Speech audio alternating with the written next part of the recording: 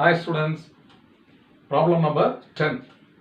A loop of area 0.5 meter square is placed in a magnetic field of strength 2 Tesla in a direction making an angle of 30 degree with the field.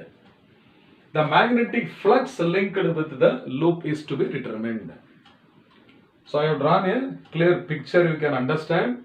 B is a uniform magnetic field and its strength is 2 Tesla. So its magnitude. So I will write here B is equal to 2 Tesla. And the loop is having an area of 0.5 meter square. So the magnitude of this area is equal to 0.5 meter square.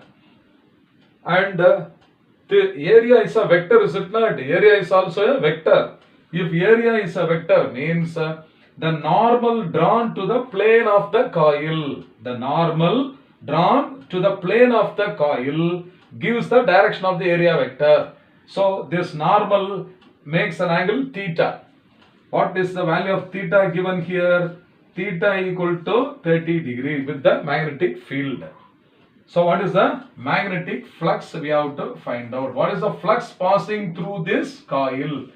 So the magnetic flux passing through the coil is given by the symbol phi. So this phi is a scalar quantity which is a dot product of two vectors, that is a B vector, magnetic field vector, and A vector is a area vector. So the dot product of two vectors is a scalar. So this is magnitude of B into magnitude of the area A into cosine of the angle between the two vectors. So this is now equal to B is 2 Tesla. So this is 2 multiplied by area is 0.5. So 2 into 0.5 into cos of 30. So this 2 into 0.5 is 1. Is it not?